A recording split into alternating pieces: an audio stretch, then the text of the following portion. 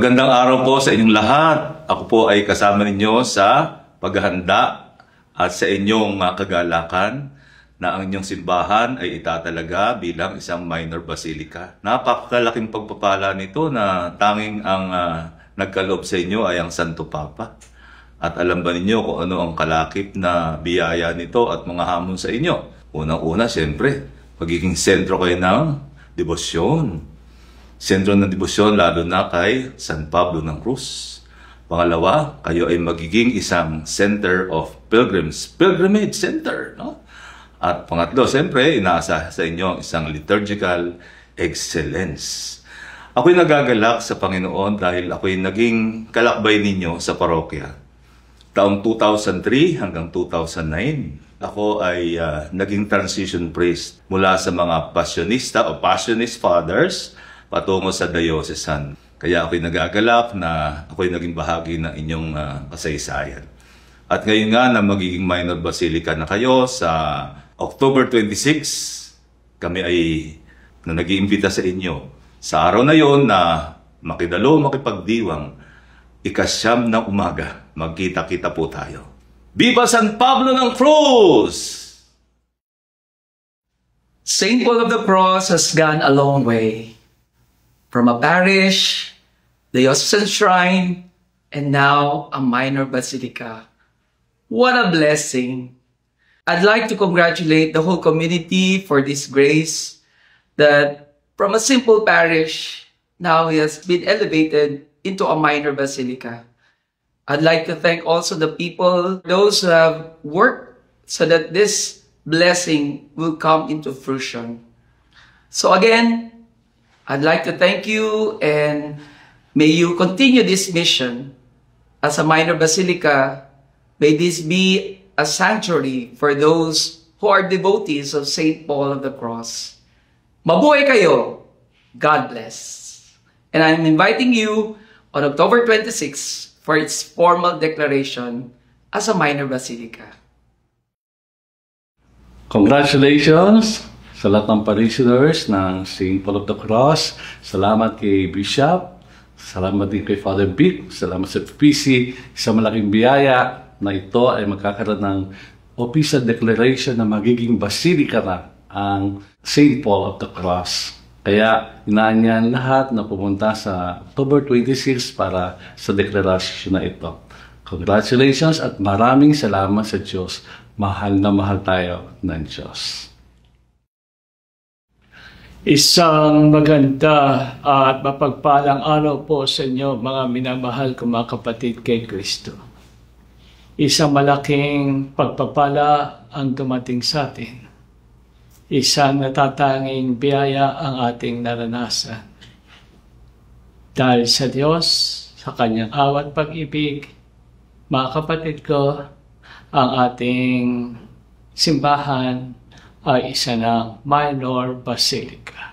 At masasabi natin, mga kapatid ko, na tayo ay kinikilala ang ating mahal na Santo Papa, Pope Leo XIV, ay nagtitiwala sa atin. Ang diocese ng Antipolo ay umaasa sa atin. Kinikilala ang ating kakayahan, kinikilala ang ating kagalingan, kinikilala ang inyong kabanalan. Na kung saan ay ang tingin nila sa atin ay, at nakikita nila sa atin ay, ang iyong matibay at matatag na pananampalataya, ang inyong sama-samang pagtutulungan, pagtatamayan, upang itanghal ang ating simbahan. Nakikita nila ang inyong pagmamalasakit at pagpapakasakit upang iuna, upang ipakilala ang ating mahal na patron, St. Paul of the Cross, at higit sa lahat, kanyang nakikita at kinikilala ang inyong pag-ibig sa bawat isa. At dahil ito, mga minamahal kong mga kapatid, merong hamon sa atin, meron tayong dapat ganapin itong ating tungkulin. Una ay palagi tayong magpasalamat sa Diyos. Salamat sa Diyos sa kanyang biyaya at sa kanyang pagpapala. Maraming salamat sa ating mahal na patron, St. Paul of the Cross, ang ating Our Lady of Fatima Coronada, sa kanyang gabay at patnubay, sa kanyang pamamagitan upang ating panalangin, pangarap at kailangan ay matupad. Maraming salamat sa ating Santo Papa sa pagkagawad sa atin ng karangalan, ng pagpapala at biyaya na ito ang ating simbahan ay isa ng minor basilica. At maraming salamat po sa inyo. Ito'y ating natupad. Ito ay sa ating ipinagkaloob dahil po sa inyo. Sa inyong pagtitiwala sa amin, sa inyong kawang-gawa, at higit sa lahat, sa inyong pagkakaisa. Mga kapatid, ito ang dapat natin gawin, tayo ay magpasalamat. Itong magandang regalo natin natanggap, itong biyaya na ipinagkaloob sa atin. Mga kapatid, kalakip nito ang ating pananagutan.